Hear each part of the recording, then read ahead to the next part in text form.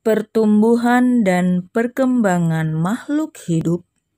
Tema 1, subtema 1, pembelajaran 5 dan 6 untuk kelas 3, sekolah dasar.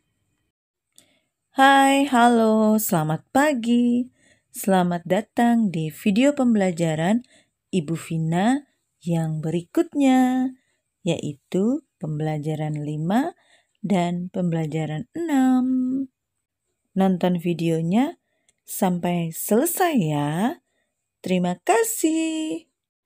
Pertama-tama coba kalian perhatikan gambar yang ada di video ini. Ada 4 gambar. Nah, setelah kalian perhatikan dengan seksama, buatlah cerita berdasarkan gambar tersebut. Bisa tidak? Baiklah anak-anak, mari kita sama-sama mengerjakannya. Coba kalian perhatikan pada gambar pertama, apa yang dilakukan oleh Udin, Beni, dan Edo. Tepat sekali, Udin, Beni, dan Edo sedang bermain pasir. Bagaimana dengan gambar kedua? Yuk kita kerjakan sama-sama. Pada gambar kedua, Udin dan Beni mencuci tangan, sedangkan Edo tidak. Edo malahan langsung mengambil makanan tanpa mencuci tangan terlebih dahulu. Jangan ditiru ya anak-anak. Selanjutnya pada gambar ketiga, mereka bertiga sedang makan bersama. Kemudian pada gambar keempat, ternyata Edo sedang terbaring sakit karena Edo tidak mencuci tangan sebelum makan. Sedangkan Beni dan Udin mencuci tangan. Jadi mereka tidak sakit. Nah anak-anak, setelah kalian mendapatkan penggalan-penggalan cerita satu persatu per gambar seri tadi, sekarang mari kita gabungkan cerita tersebut menjadi satu kesatuan yang utuh. Ingat, nomornya dihilangkan ya. Kita mulai belajar menggunakan paragraf.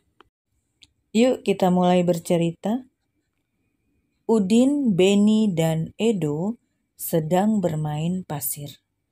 Setelah bermain, Udin dan Beni mencuci tangan. Sedangkan Edo tidak. Edo langsung mengambil makanan. Kemudian mereka bertiga makan bersama-sama. Beberapa saat kemudian, ternyata Edo terbaring sakit. Itu disebabkan karena Edo tidak mencuci tangan sebelum makan. Nah anak-anak, itu tadi adalah contoh cerita berdasarkan 4 gambar seri yang kalian lihat, yang tadi kalian susun bersama-sama. Nah anak-anak, pelajaran apa yang kita dapat dari cerita tersebut? Coba jawab, ayo. Ya, dari cerita tersebut kita dapat belajar bahwa aturan sebelum makan adalah mencuci tangan. Wajib ya, kita wajib mencuci tangan sebelum makan.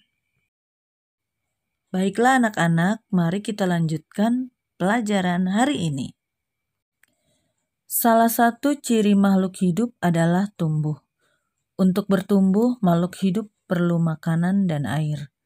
Makanan yang baik untuk pertumbuhan adalah makanan yang bersih dan sehat. Kebersihan makanan juga akan mempengaruhi pertumbuhan. Jika makanan yang kita makan tidak bersih, kesehatan dan pertumbuhan kita akan terpengaruh. Salah satu cara menjaga makanan agar tetap bersih adalah dengan menutup makanan. Hal ini perlu dilakukan agar makanan tidak dihinggapi lalat atau hewan lainnya. Makanan dapat menjadi tempat lalat bertelur yang menyebabkan makanan menjadi kotor. Selain menjaga kebersihan, kita juga harus berdoa sebelum makan. Berdoa untuk berterima kasih atas karunia yang diberikannya. Makan sesuai kebutuhan. Menjaga kebersihan makanan serta berdoa sebelum dan sesudah makan merupakan contoh sikap bersyukur. Sikap bersyukur merupakan pengamalan sila pertama Pancasila, yaitu ketuhanan yang Maha Esa. Jika kita sudah makan sesuai kebutuhan, menjaga kebersihan, serta berdoa sebelum dan sesudah makan, berarti kita sudah melaksanakan sila pertama Pancasila. Berdoa juga menunjukkan sikap berterima kasih kepada Tuhan. Selalu berdoa sebelum dan sesudah melakukan kegiatan juga merupakan contoh pengamalan sila pertama Pancasila. Jadi anak-anak, kita harus selalu berdoa sebelum dan sesudah makan ya. Berdoanya menurut agama dan kepercayaan kita masing-masing.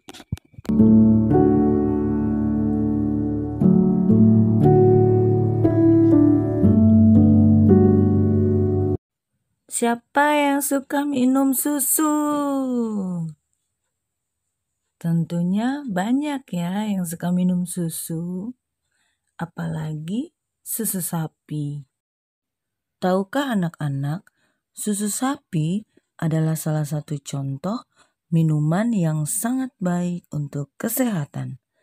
Beberapa perusahaan memproduksi susu sapi dalam bentuk kemasan kotak siap saji agar mudah dikonsumsi. Berikut ini adalah jumlah susu kemasan kotak yang dapat dihasilkan oleh beberapa perusahaan.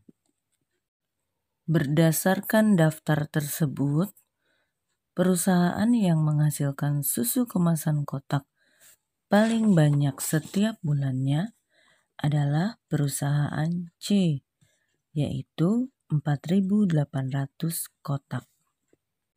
Sedangkan perusahaan yang menghasilkan susu kemasan kotak paling sedikit setiap bulannya adalah perusahaan A, yaitu 1.200 kotak.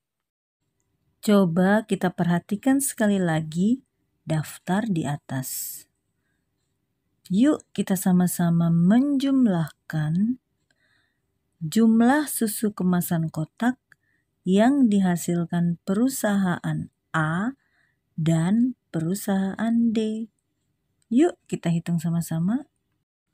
Permasalahan tersebut diselesaikan dengan penjumlahan. Penjumlahan dapat dilakukan dengan cara susun ke bawah. Letakkan bilangan sejajar sesuai nilai tempatnya, lalu jumlahkan sesuai kelompok. Perusahaan A menghasilkan 1.200 kotak. Ditambah perusahaan D menghasilkan 3.250 kotak. Maka jumlah susu kotak semuanya adalah 1.200 ditambah 3.250 sama dengan 4.450. Caranya 0 tambah 0 sama dengan 0. 0 tambah 5 sama dengan 5. 2 tambah 2 sama dengan 4.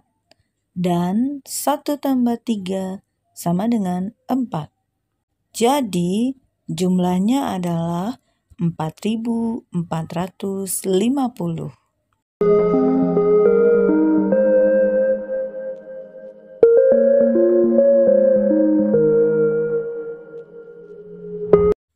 Sekarang, coba kalian amati gambar berikut. Kemudian, sebutkan ciri makhluk hidup berdasarkan gambar tersebut. Tambahkan juga penjelasan mengenai sikap baik yang harus dilakukan berkaitan dengan gambar tersebut. Contohnya seperti ini. Pada gambar, keluarga Edo sedang makan bersama. Gambar tersebut menunjukkan bahwa makhluk hidup perlu makanan untuk tumbuh. Makanan yang dibutuhkan adalah makanan yang bersih dan sehat.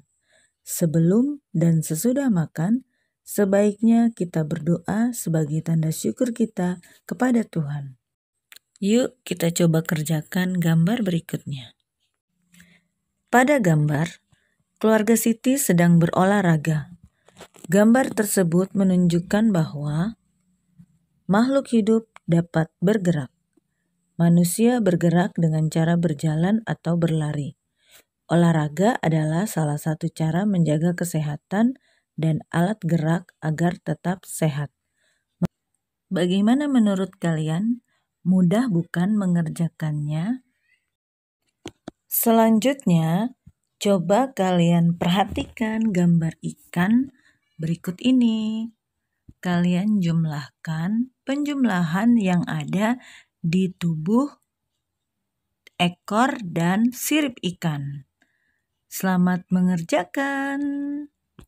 Jangan lupa ikannya diberi warna ya. Oke anak-anak, demikian video kali ini. Sampai jumpa di video pembelajaran berikutnya. Dadah!